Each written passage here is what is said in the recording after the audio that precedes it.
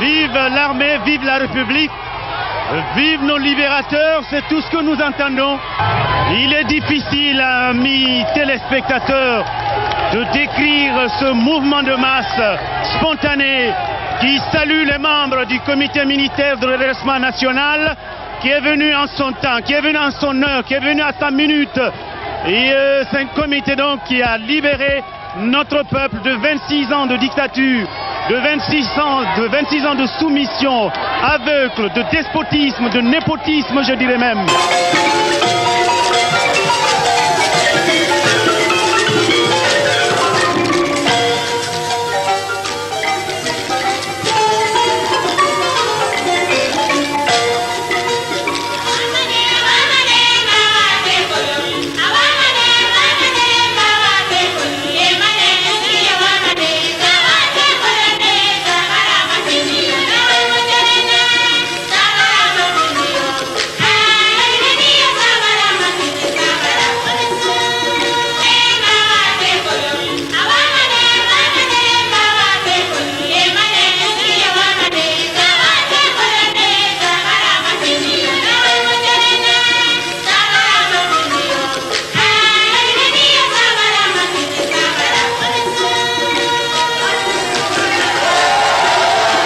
Cette image, avec les pancartes et plusieurs populations, chacun attend son parent qui était arrêté longtemps, qui fait 10 ans, 15 ans là-bas, qui attendait sur la route, parce que les gens ne pouvaient pas rentrer. Il y avait trop de militaires qui barraient sur la route. Certains sont trouvés leurs papas qui sont en prison ou leurs mamans qui sont en prison. Certains sont trouvés leurs parents morts.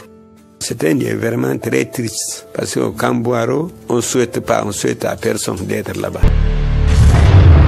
Ce matin-là, comme tous les matins, après avoir écouté RFI à 6h30, qui annonçait qu'un bureau politique allait se réunir au Palais du Peuple pour désigner le successeur du président Sékou Touré, je suis passé sur la radio nationale et il n'y avait aucun signal quasiment.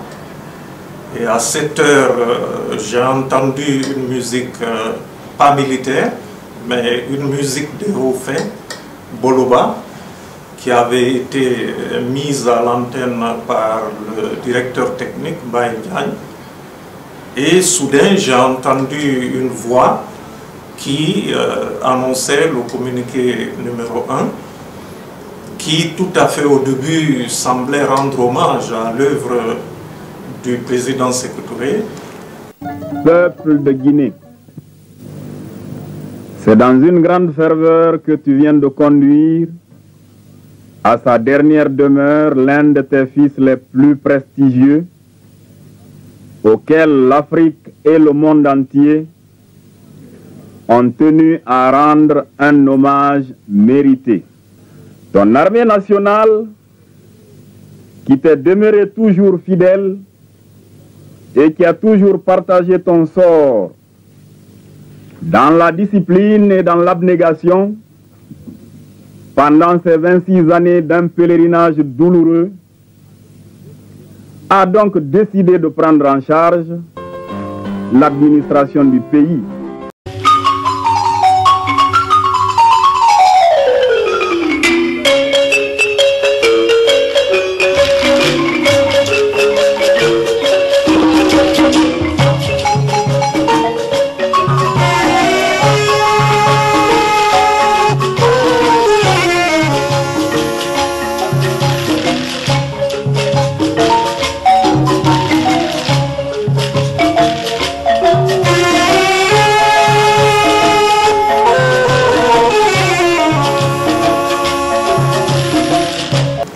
Et puis, par la suite, qui a fait toutes les condamnations et qui a annoncé donc que l'armée avait décidé de contrôler le pouvoir.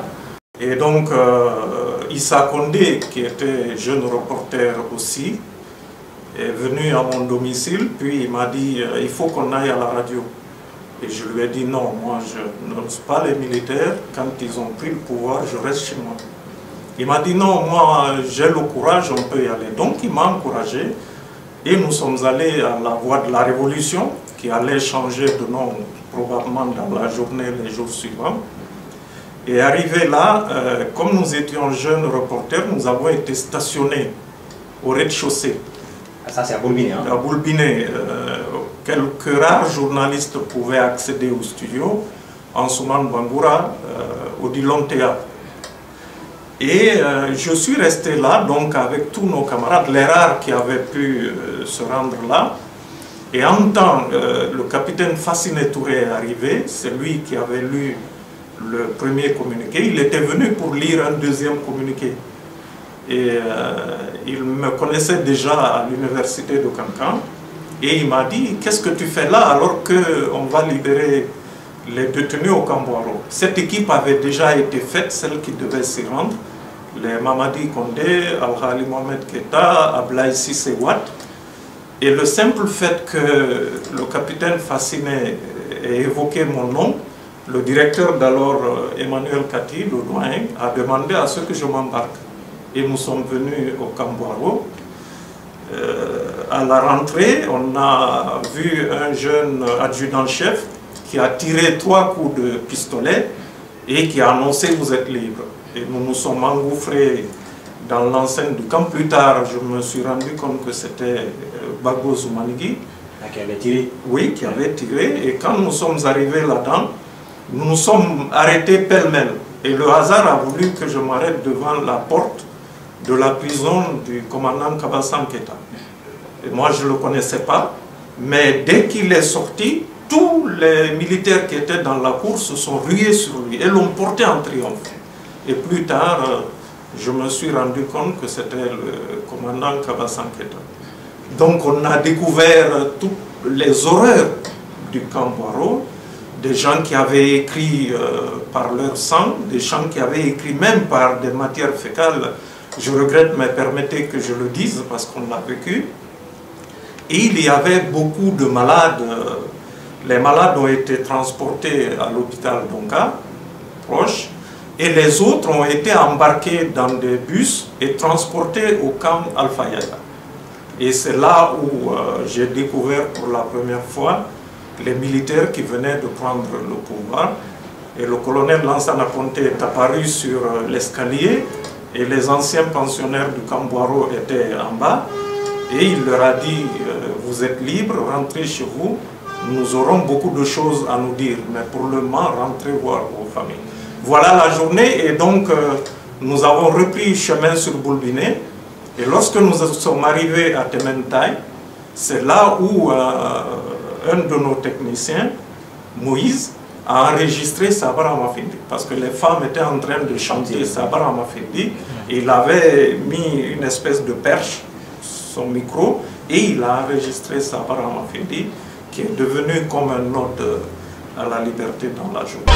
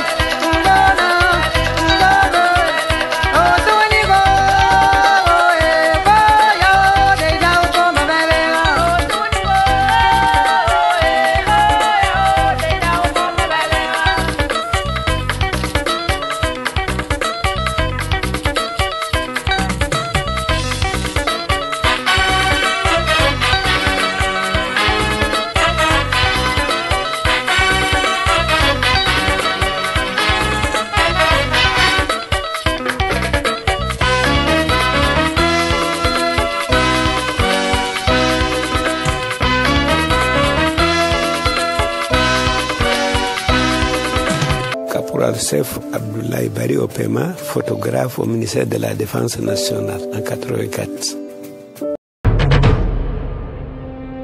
En avril 1984, j'ai pris cette photo au rassemblement général au camp Alpha Yaya pour les préparations pour libérer les prisonniers de camp Boiro, décidé par les membres des états-majors des armées.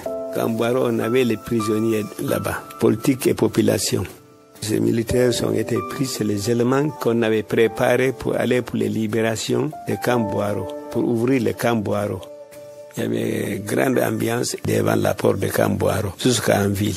Parce que les populations étaient sorties massivement sur la route à applaudir. Cette photo devant le bâtiment qu'on disait tête de mort à rentrer de camp.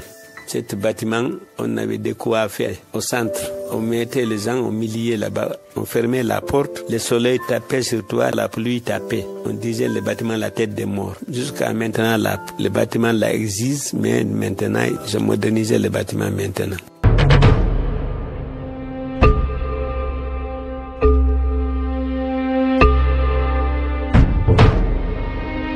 Certains ont trouvé leurs papas qui sont en prison ou leurs mamans qui sont en prison. Certains ont trouvé leurs parents morts. C'était vraiment très triste parce qu'au camp Boiro, on souhaite à personne d'être là-bas. C'était très mauvais, très mauvais. Au camp Boiro, on torturait les gens, on faisait tout aux gens là-bas. Tout, on ferait disparaître complètement.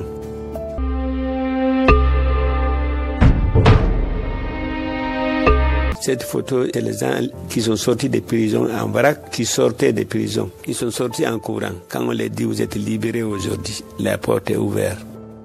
Cette photo, j'ai pris le premier remerciement du colonel Lansana Conté adressé aux prisonniers. Il disait, maintenant c'est l'armée qui commande, vous êtes libérés aujourd'hui. À partir de l'instant, vous êtes libres, vous n'êtes plus prisonniers.